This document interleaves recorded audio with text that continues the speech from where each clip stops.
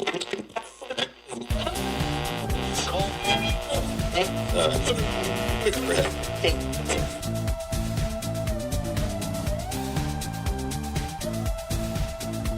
do it live. See how this goes.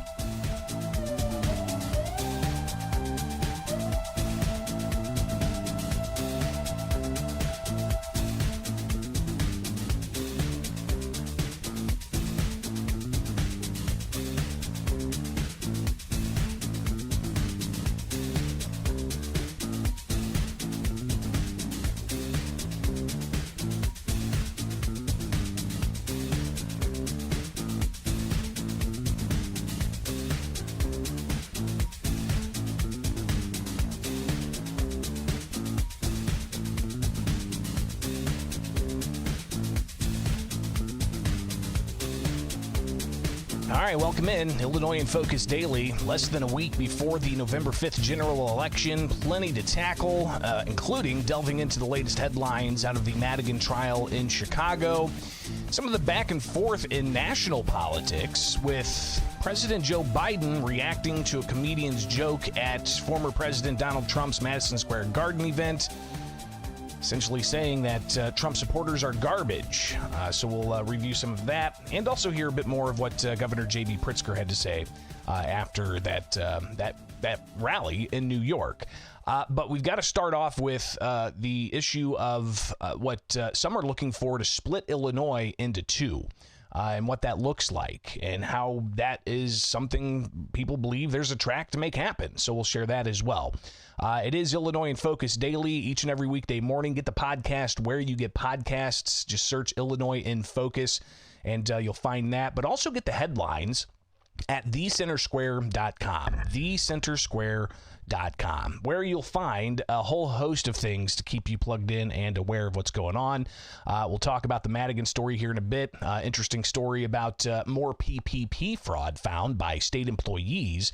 This is obviously an issue that's been ongoing since the COVID era, where the federal government released billions of dollars in Paycheck Protection Program funds.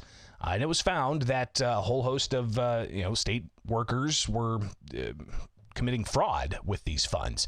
So here's a story you can go check out. Investigators continue to find cases of Paycheck Protection Program fraud in Illinois by state employees. At thecentersquare.com, you'll find the story with the Executive Ethics Commission publishing 12 additional Office of Executive Inspector General reports related to program fraud by state employees, adding to the 17 that had been previously published. Cases involve employees at 5 different state agencies under the inspector's jurisdiction, including the Department of Human Services, Department of Children and Family Services, Department of Health Care and Family Services, and the Department of Natural Resources and PACE. So clearly, it's an issue where accountability is needed, so be sure to check out that headline at thecentersquare.com. Some of the other headlines you can find at thecentersquare.com. Surveys among small business owners, optimistic heading into the holiday season. There's been a lot of concern from some small businesses about being able to pay rent, some saying they couldn't, but apparently going into the holiday season, some optimism. Also, Chicago named the country's rattiest city for the 10th straight year. Another story you can check out with response from State Representative LaShawn Ford, a Democrat out of Chicago. Meanwhile, the story we talked about yesterday, the governor talking about former President Donald Trump's issue of wanting to deport violent non-citizens. So if you missed that segment, be sure to go check that out at thecentersquare.com and here with America's Talking Network. All right, coming back, we'll discuss the idea of splitting the state in two. There are several referenda on ballots across the state in various counties asking that question, and that group pushing those referenda is separate from a different group wanting to create New Illinois. Well, I talked with G.H. Merritt. She is the chair of New Illinois, and we'll hear from her what her thoughts are going into this election. It is Illinois in Focus Daily. Like, subscribe, hit that notification bell. Wake up with us each and every weekday morning.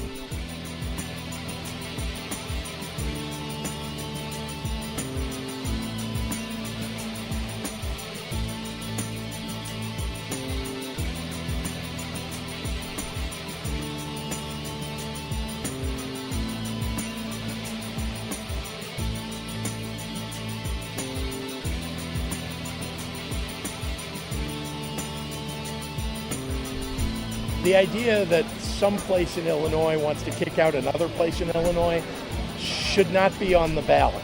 It shouldn't be something that's part of the lexicon and discussion of politicians. We're one state. We're supporting each other. The only way that rural, small-town, suburban, outstate Illinoisans will be able to return to a place where they had a voice in their state government is to create a new state. That's Governor J.B. Pritzker from back in May and new Illinois Chairman G.H. Merritt about the issue of separating Cook County from the rest of the state. It is Illinois in Focus Daily. I'm Greg Bishop, and find the podcast anywhere you get podcasts. Just search Illinois in Focus. Let's get into it because there are several referenda across the states asking voters in various counties if Illinois should split off from Cook County and Chicago. Make a different secessionist movement, some characterize it as. Others say it's a constitutional movement. I connected with G.H. Merritt.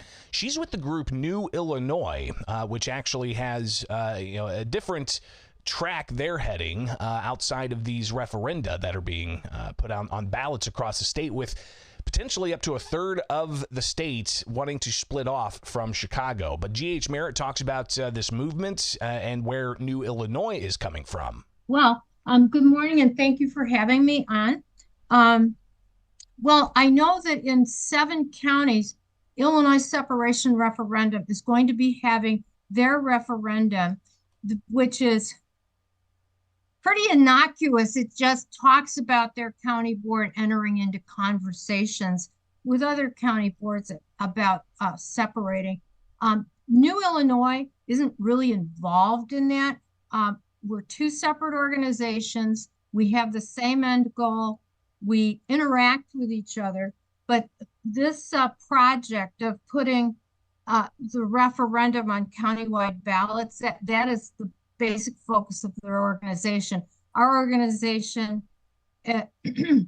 is more, we do a lot of different things. We're a 501c4 educational organization, and our mission is to educate Illinoisans about their right under the U.S. Constitution to pursue the formation of a new state. So we educate, we lobby, and we're also creating an organizational infrastructure for a new state. So G.H. Merritt with New Illinois laying out the difference between New Illinois and Illinois separation, the difference between what she's focused with New Illinois and what separation group is looking to do with these non-binding referenda across the state. But there are 7 counties across Illinois that are asking voters a non-binding question about should they split off from the state.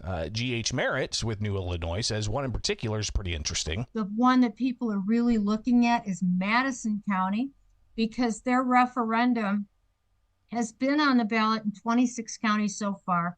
Each time it's won by a landslide. But I think that they've all been dark red counties. Now, we're a nonpartisan organization, but you'd have to be blind not to see that. But Madison County is a much larger county than some of them, and it's a more purple county, I think. So it'll be interesting to see how it goes there. So the process of creating new states, it's not going to be done through these referenda, though they will provide some kind of public polling of sorts that will give legislators an idea of which direction to go. But G.H. Merritt says creating a new state, it's spelled out in the U.S. Constitution. The U.S. Constitution, Article 4, Section 3, lays out the process by which new states can be created that are areas that are already part of a state. And what you have to do is get the consent of your state legislature and also the consent of Congress. So the part with Congress is probably the same as when a territory becomes a state. But what happens in the state legislature, it's a resolution, which means it's a simple majority vote and the governor doesn't sign it.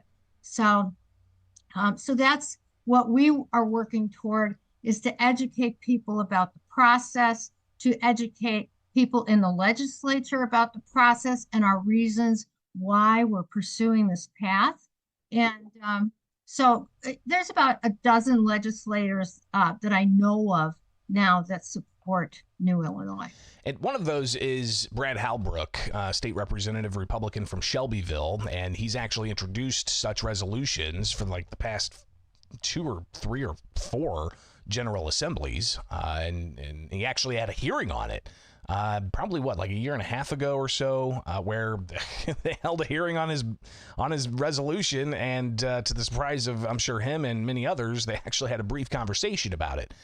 But why do people want to split off from Cook County and Chicago? People from downstate, so-called downstate, anything south of I-80, people consider downstate, even though I'm in the central Illinois area. And I think downstate's more like Cairo or the Metro East or Carbondale. So regardless, why do people want to split the state into 2? Well, the key reason, Greg, is about representative government. Now,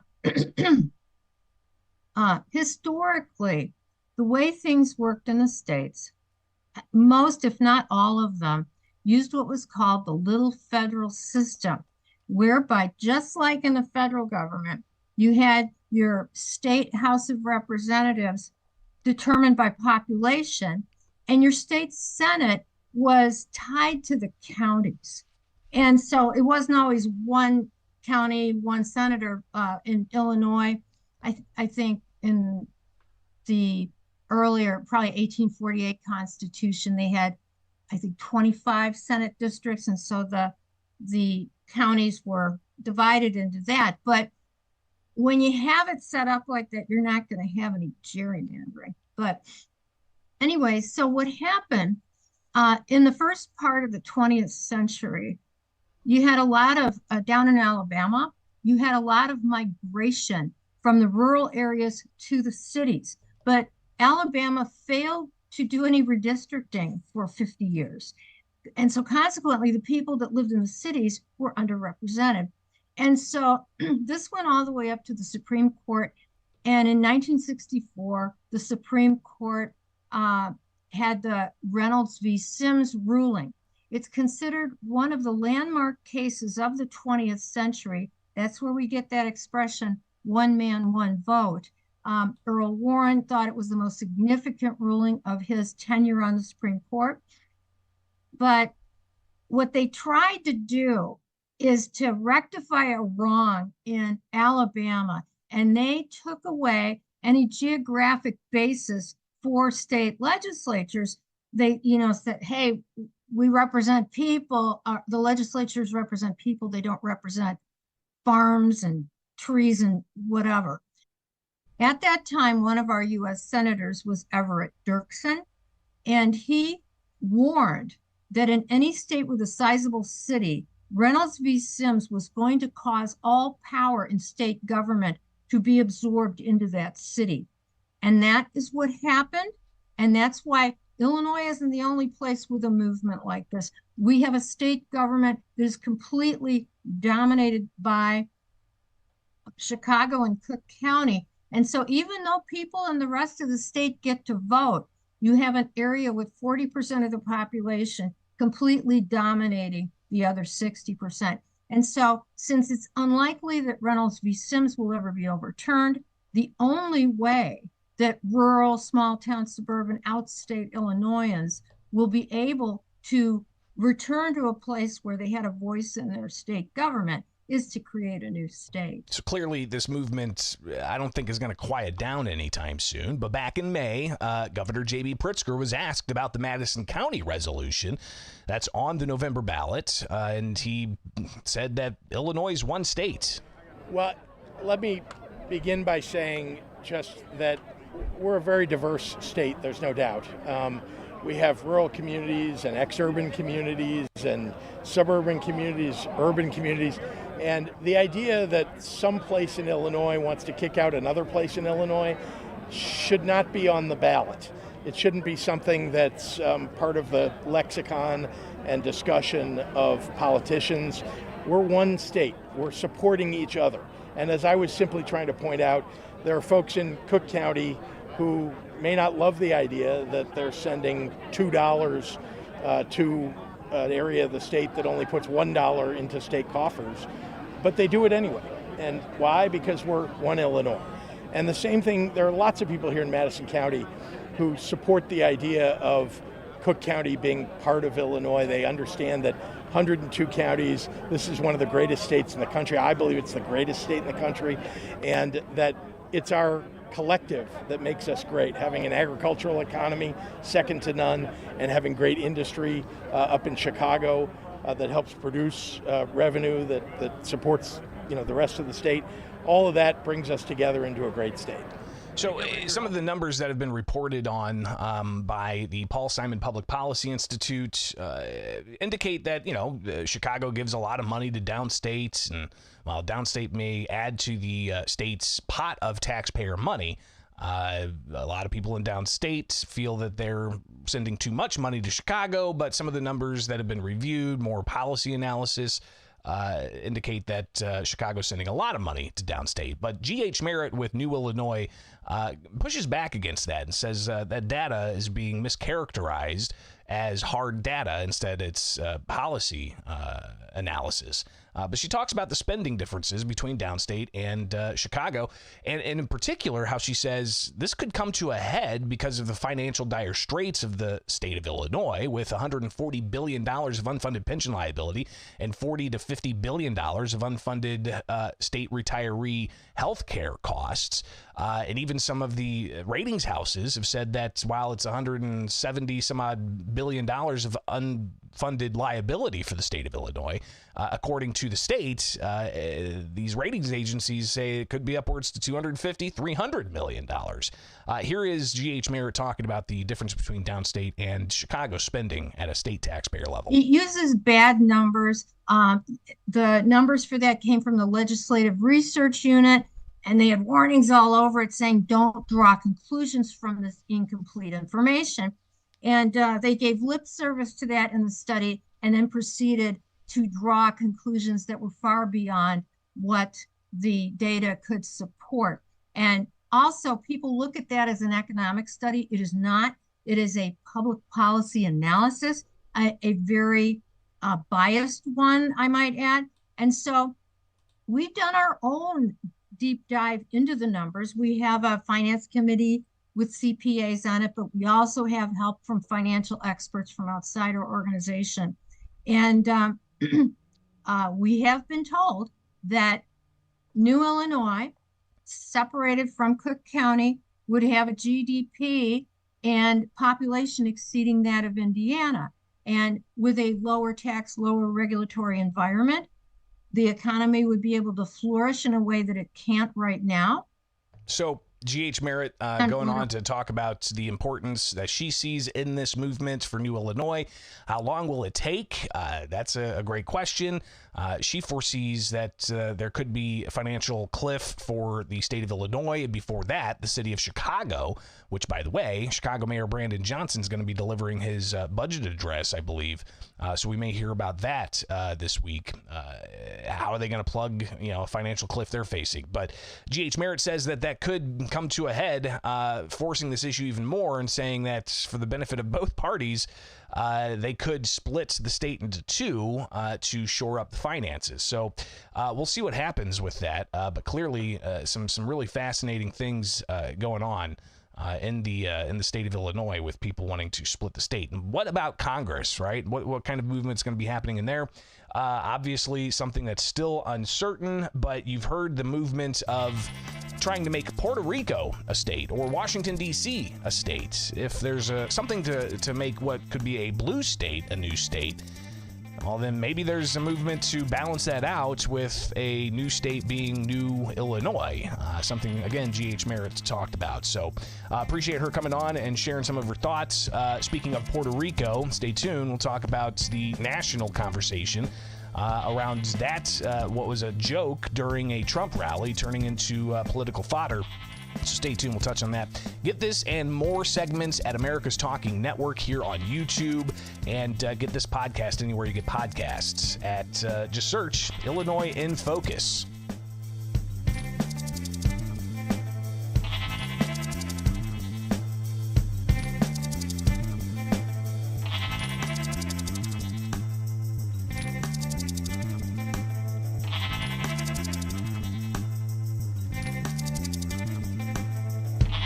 It was a shameful show of what the Republican Party has become and what Donald Trump represents. We saw racism, sexism over and over again by speakers for a couple of hours. The only garbage I see floating out there is his supporters. Please forgive him. Please forgive him, for he not knoweth what he said.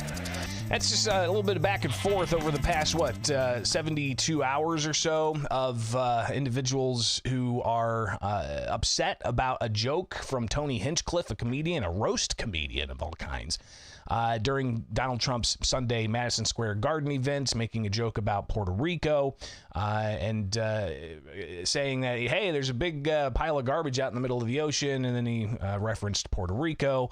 Obviously, people not happy about that joke, but coming from Tony Hinchcliffe, who spoke several hours before the main line of speakers, from Hulk Hogan to Elon Musk to Melania Trump, and then the president himself speaking at MSG. But Tony Hinchcliffe's joke, he's a roaster. If you've never seen his roasts before, but he's in the space of comedy, he's brutal. He is brutal and very quick-witted. And interesting to see that he was part of that lineup to keep people, engaged during whatever an 8-hour rally at Madison Square Garden. He wasn't the only person speaking. A lot of others said some controversial things throughout, but clearly his joke made a lot of headlines and even got the attention of The Daily Show's Jon Stewart, who had this to say. There's something wrong with me. I find that guy very funny. So, I'm sorry. I don't know what to tell you. I mean, bringing him to a rally and have him not do roast jokes, that'd be like bringing Beyonce to a rally and not have... Oh.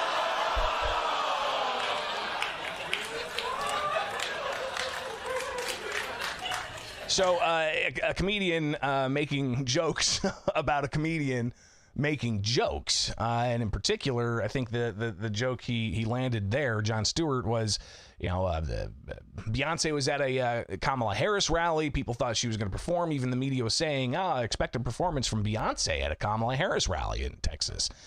And that didn't turn out to be the case. She just showed up and spoke for 4 minutes, and then people started leaving Kamala Harris's rally. But Jon Stewart saying, just an interesting kind of quip there about, having a comedian show up and not deliver jokes is like having Beyonce show up and not actually have a Beyonce dance party.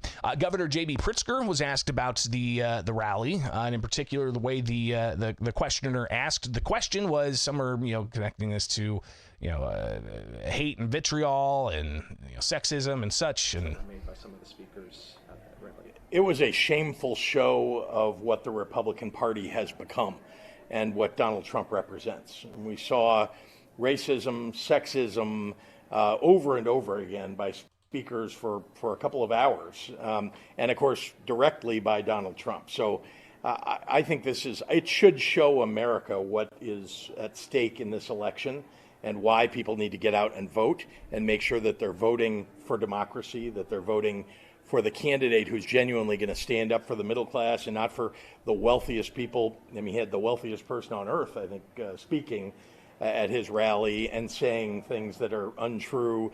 Over and over, we heard things that I think we're all, as Americans, should be ashamed to have one major political party expressing. And I think Americans will show up as a result of that Madison Square Garden event. Many people will show up to vote against the Republican Party. So obviously the governor is saying that the event and all the sexist and racist jokes he characterized them as is evidence of the Republican Party.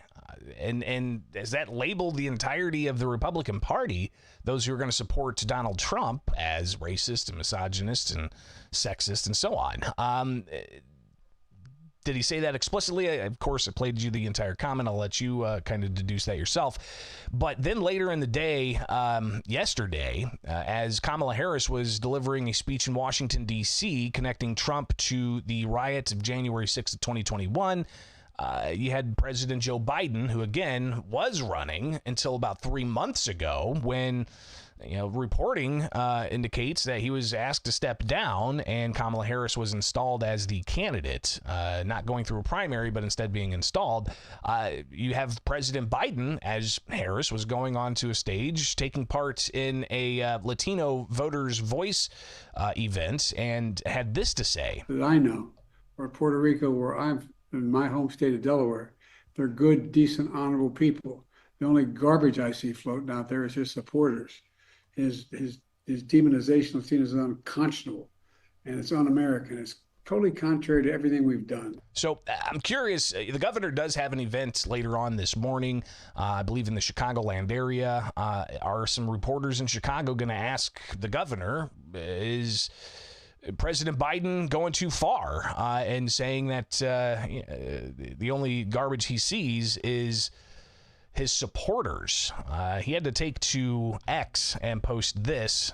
Earlier today, I referred to the hateful rhetoric about Puerto Rico spewed by Trump's supporter at his Madison Square Garden rally as garbage, which is the only word I can think of to describe it. His demonization of Latinos is unconscionable. That's all I meant to say. The comments at that rally don't reflect who we are as a nation. But again, the comments were from a comedian. A controversial comedian, but if you talk to any comedian, they likely will tell you that comedy is supposed to be controversial. Well, after President Biden's comments that Trump supporters are garbage, and even after trying to clarify that, definitely was something that Trump took last night and made a point on stage shortly after those words were spoken by Biden. Here's the former president. That's terrible. That's what it says. That's what it says.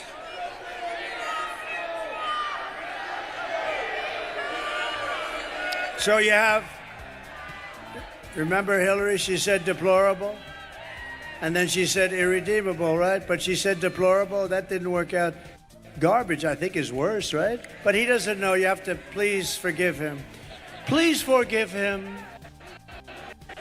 for he not knoweth what he said.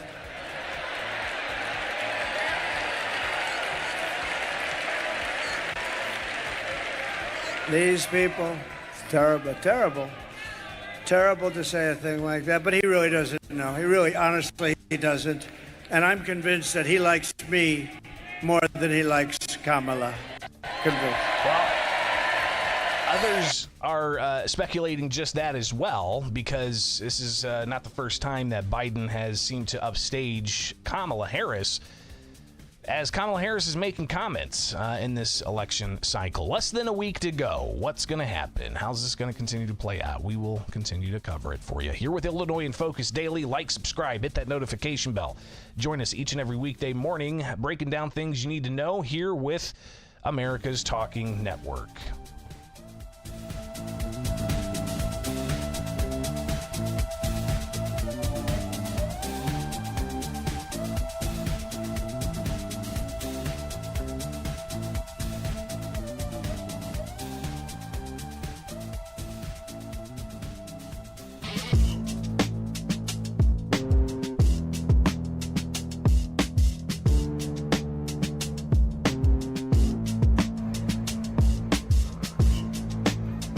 Former Madigan staffer, former ComEd executive, among those testifying in the ongoing corruption trial against the former Illinois House Speaker and chair of the Democratic Party of Illinois.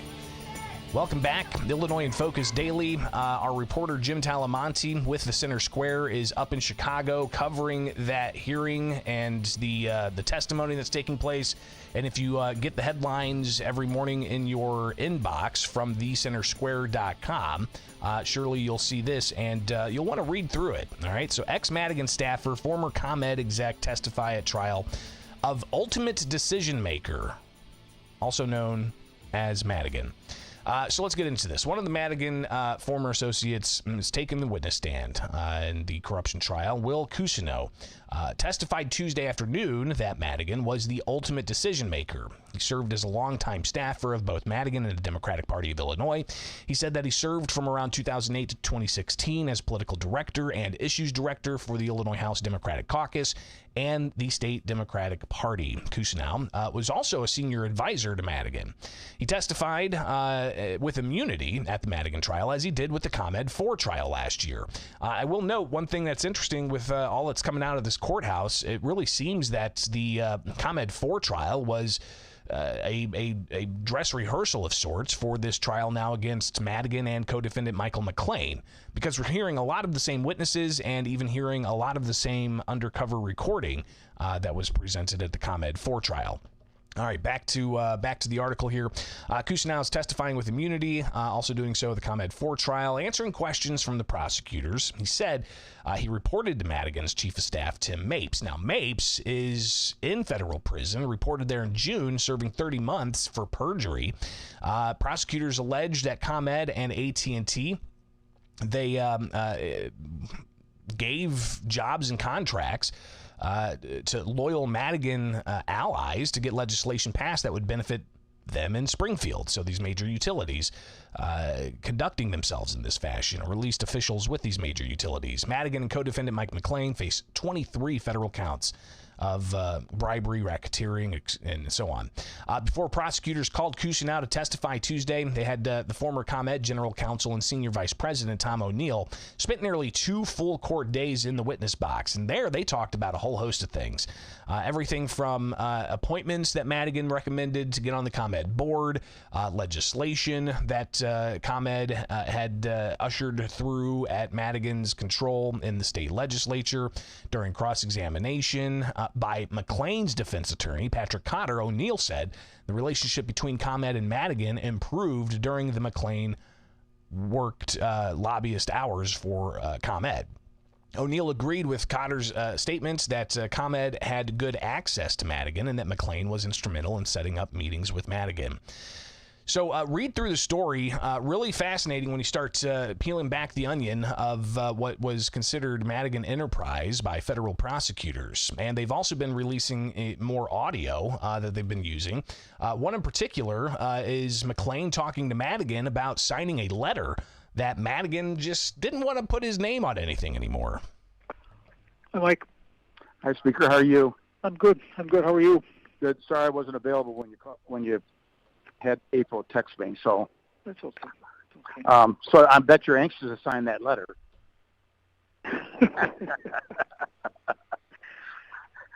So could you just tell them that I don't plan to do that? Of course. Yeah. I'm kind of surprised you even asked, frankly. Yeah. I'm pretty much out of the business of putting my name on things.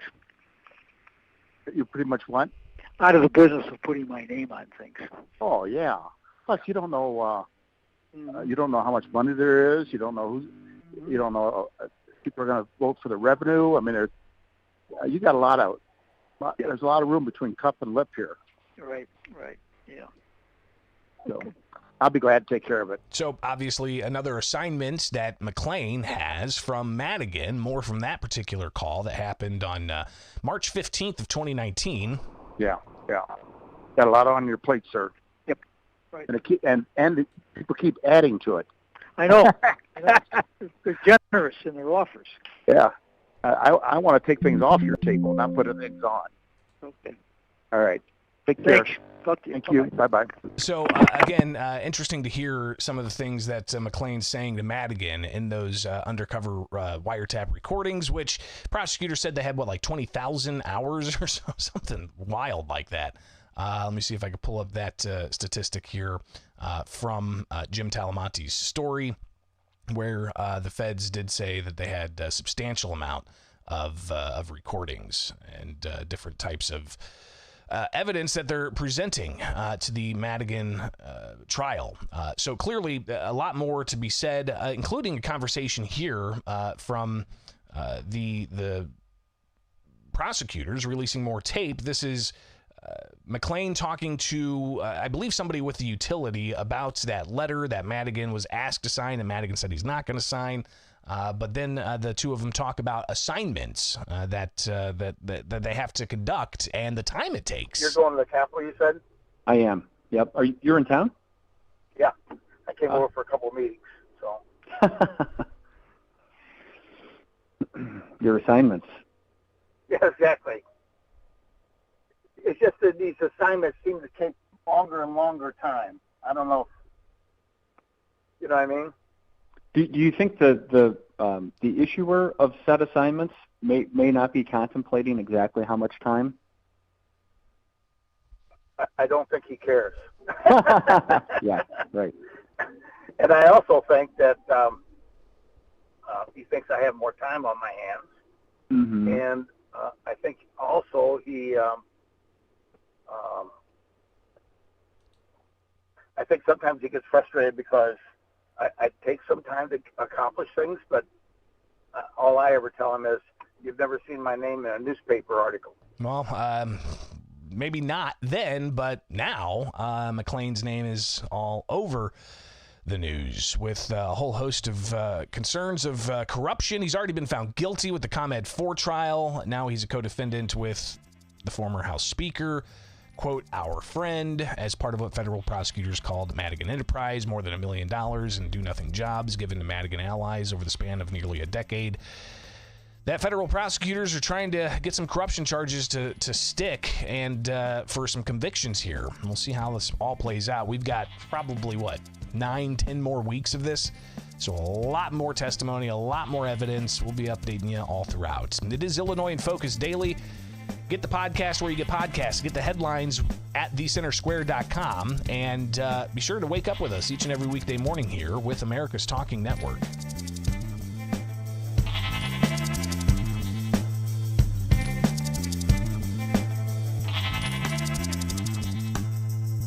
All right, that's all I got for you guys today. Of course, it's less than a week before Election Day, so we'll be talking more about different election-related issues. And also, we got to prepare for fall veto session, which is coming up just around the corner after the election. Legislature's going to come back down here to Springfield. But then we also have to look ahead at possible ruling in the gun ban case. You've got oral arguments in another gun ban case out of Cook County in front of the 7th Circuit Court of Appeals and a whole host of other things. So if you like what you're seeing here each and every weekday morning, tell your friends. All right? Get the podcast. Share it up. Subscribe to America's Talking Network. A lot more is ahead. Appreciate you guys being here and being in the live chat. If you are with us each and every weekday morning, you can join that live chat and all kinds of conversations there. And some people have been watching this program for quite some time. It's always good to hear from you guys. Email me, bishoponair@gmail.com, or follow me on X. Just search Bishop on Air and we can connect that way. Have a great rest of your Wednesday. We'll be back at it tomorrow here with Illinois in Focus Daily.